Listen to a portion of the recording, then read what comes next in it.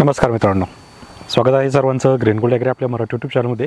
मित्रांनो, आता आहे मार्च आणि या एप्रिल या 2 महिन्यामध्ये आपल्याला कोणत्या पिकाचं नियोजन करायचं आहे, लागवड कोणत्या पट्ट्यामध्ये घ्यायची आहे, त्यासोबत लागवड केल्यानंतर किंवा लागवडीपूर्वी आपल्याला काय सावधगिरी घ्यायची, त्यासोबत इतर काही पिकं असतील त्यांची काळजी कशी घ्यायची याची माहिती आजच्या या व्हिडिओमध्ये आपण घेणार आहोत। तर व्हिडिओ शेवटपर्यंत पहा, सगळी माहिती सविस्तर आजच्या या व्हिडिओमध्ये मी तुम्हाला देणार आहे। तर कोणत्याही पिकाची माहिती चुकवू नका। तुम्हाला एखादं पीक करायचं असेल तर त्याची महत्त्वाची माहिती चुकू शकते, त्याच्यासाठी माहिती ही पूर्ण पहा शक्यतो।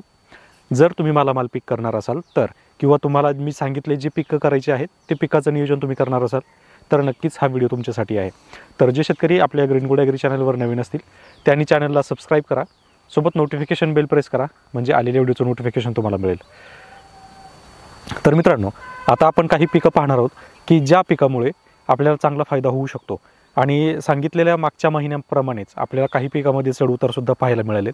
तसेच या महिन्यामध्ये आपल्याला कोणती पिकं लागवड करायला पाहिजे, त्यासोबतच एप्रिल एंडिंगपर्यंत आपण कोणकोणत्या पिकाचं नियोजन करू शकतो ही माहिती देतोय। तर आपलं पहिलं पीक जे आहे तर हे आहे टोमॅटो लागवड। पण टोमॅटो लागवड करायची कधी आहे हे समजून घ्या। तर साधारणतः 29 फेब्रुवारी किंवा साधारणतः 1 मार्चपर्यंत समजा की या कालावधीमध्ये साधारणतः 1 फेब्रुवारी ते 1 मार्च या पट्ट्यामध्ये लागवड थोडीशी जास्त आहे। तर ही जी लागवड आहे तर या लागवडीचा रेट आपल्याला एप्रिलमध्ये साधारणतः कमी झालेला पाहायला मिळू शकतो। पण जे शेतकरी 15 मार्चच्या नंतर लागवड ठेवतील किंवा 15 मार्चच्या नंतर साधारणतः 15 एप्रिलच्या आसपासपर्यंत हा जो 1 महिना आहे, या 1 महिन्यामध्ये ज्या शेतकऱ्यांची लागवड असेल त्या शेतकऱ्यांना चांगल्यापैकी टोमॅटोला दर मिळणार आहे। साधारणतः जर मागचा काही विचार केला तर साधारणतः जवळजवळ 200 रुपयापर्यंत काही बाजार समितीमध्ये घट पाहायला मिळाली। त्याचप्रमाणे काही बाजार समितीमध्ये 100-200 रुपयेसुद्धा वाढलेले पाहायला मिळालेत। आता हा सगळा झाला आहे डिमांड सप्लायचा खेळ, परंतु तरीसुद्धा त्यातली त्यात तुम्हाला मी जो हा कालावधी सांगितला 15 मार्च नंतर ते अगदी 15 एप्रिलपर्यंत याच्यामध्ये तुम्हाला चांगला रेट पाहायला मिळेल। मंदी तुम्हाला दिसणार नाही, कारण पाण्याची कमतरता जवळपास सगळीकडेच भासणार आहे। आत्ताच्या कंडिशनलाही ज्या ठिकाणी खूप मोठा पाण्याचा सोर्स होता त्या ठिकाणी सुद्धा आता पाणी कमी आहे। त्यामुळे तुमच्याकडे जर पाणी असेल तर तुम्ही टोमॅटो लागवड करू शकता आणि इथून पुढच्या कालावधीमध्ये टोमॅटोसाठी चांगलं पीक हे राहणार आहे। त्यानंतर दुसरं पीक जे आहे तर याच्यामध्ये 2 पिकं आहेत, मेथी आणि कोथिंबीर।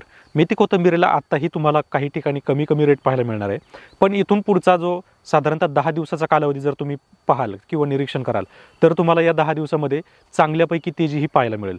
कारण इथून पुढचा जो कालावधी आहे हा हाय टेम्परेचरचा आहे आणि साधारणतः 11 मार्च नंतर तुम्हाला कमीत कमी 1 आठवडा तरी हाय टेम्परेचर, सगळ्यात जास्त टेम्परेचर हे पाहायला मिळणार आहे, कारण वातावरण जास्त फिरतं आहे। तर या कालावधीमध्ये आपण साधारणतः 1 टप्पा आता, 1 टप्पा पुढच्या 15 दिवसानंतर, 1 टप्पा पुढच्या 15 दिवसानंतर अशा 3 टप्प्यामध्ये जर मेथी आणि कोथिंबीर लागवड केली तर हे 2 पिकं तुम्हाला अतिशय जास्त नफा मिळवून देतील। पण याच्यामध्ये तुम्हाला चॅलेंजेस असणार आहे। पहिलं, ज्यावेळेस आपली कोथिंबीर छोटी असणार आहे त्यावेळेस आपल्याला मिनी स्प्रिंकलरचं पाण्याची गरज पडणार आहे। जर ते तुमच्याकडे असेल तर तुम्ही ते पीक निश्चित करा, जर तुमच्याकडे नसेल तर रिस्क घेऊच नका। कारण आत्ताचं जे टेम्परेचर असणार आहे साधारणतः आपल्याला 35, 33 किंवा 36 डिग्री सेल्सिअसपर्यंत असेल, परंतु हेच टेम्परेचर आपल्याला ऑलमोस्ट 40 डिग्रीपर्यंत पाहायला मिळू शकतं 11 ते 15 मार्च दरम्यान। तर तुम्हाला जे टप्पे मी सांगितलेले आहेत या टप्प्यामध्ये तुम्हाला जमीन जी आहे चांगली निवडावी लागणार आहे, ज्या जमिनीमध्ये पाणी धरून ठेवते किंवा पाणी जास्त वापसा पद्धतीवर येत नाही, जी ओलावा आहे ओलावा टिकून राहतो। या ओलावा टिकून राहिल्यामुळं कोथिंबीरीला किंवा मेथीला थोडासा गारवा तयार होतो।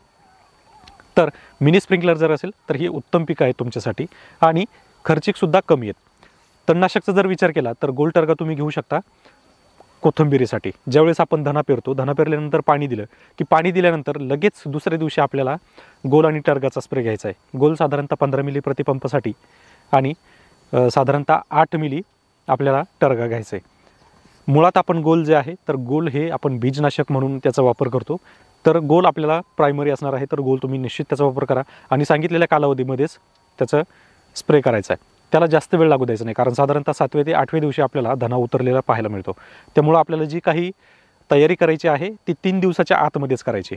त्यानंतरचं जे पीक आहे हे म्हणजे पावटा। आता पावटाचा कालावधी कोणता निवडायचा आहे तर साधारणतः 20 मार्चपर्यंत आपल्याला शेताची तयारी सुरू करून तुम्ही लागवड सुरू करू शकता। 20 मार्चच्या पुढं तुम्ही साधारणतः 1 मेपर्यंत वाल पावटा लागवड करू शकता। या कालावधीमध्ये जो पावटा आपल्याला लागवड होतो हा साधारणतः जूनच्या सुरुवातीलाच मार्केटला पाहायला मिळतो। जसं जसं पाऊस सुरू होतो तसा तसा मार्केट हा पावटाचा वालीचा हा वाढलेला पाहायला मिळतो. जर साधारणतः 15 जूनच्या आसपास जर आपला वाल पावटा मार्केटला येत असेल तर अशा वेळेस जवळजवळ 30 ते 45 रुपयेपर्यंत दर आपल्याला पाहायला मिळणार आहे. परंतु त्याच्यासाठी पण एक समस्या आहे, ती म्हणजे मे महिन्यामध्ये फुलकळीचा जास्त प्रमाणात गळ होते, ती एक समस्या आपल्याला जाणवणार आहे. अशा परिस्थितीमध्ये तुम्ही ताकंडी किंवा प्लॅनोफिक्स या चांगल्या PGRचा तुम्ही वापर करू शकता, ज्याच्यामध्ये फुलगळीचं जे प्रमाण आहे हे कमी राहील. त्यानंतरचं जे पीक आहे तर हे आहे मिरची. मिरचीला आता रेट अजूनही चांगल्यापैकी आहेत, खूप जास्त नाही आहेत परंतु बरे आहेत. जर तुम्हाला आत्ता लागवड करायची असेल तरी तुम्ही करू शकता. मिरचीला काही वेळ गेलेला नाही आहे. फक्त मिरचीला करायचं आहे काय, तर मिरचीचं जे काही खोड आहे तर त्या खोडाजवळ आपल्याला एकतर कप लावायचा आहे किंवा मग ते मातीने झाकून घ्यायचं आहे. तुम्ही जर मातीने पूर्ण होल झाकून घेणार असाल तर लक्षात ठेवा, तुम्हाला दुसरीकडून एअर प्रेशर रिलीज करण्यासाठी कुठंतरी होल पाडावा लागणार आहे. तर ते तुम्हाला त्याची तयारी तुम्हाला करावी लागणार आहे. एकंदरीत मिरचीचं जर उत्पादन पाहिलं तर मिरचीचं उत्पादनसुद्धा चांगलं आहे. 45 ते 50 दिवसामध्ये आपल्याला मिरची तोडायला सुरू होते. आणि जर वर्षभर जर मिरची घेतली तर जवळजवळ 25 ते 30 टनापर्यंत आरामशीर जातो, जर तुम्ही ती 12 महिने घेत असाल तर. आणि याच्यामध्ये सुद्धा आणखी येणारे खूप मोठे चॅलेंजेस आहेत, जसं की ब्लॅक थ्रिप्स असेल किंवा मावा तुडतुडे थ्रिप्स असेल तर यांचीही समस्या खूप जास्त जाणवते. तर त्याचीही काळजी आपल्याला घ्यावी लागणार आहे.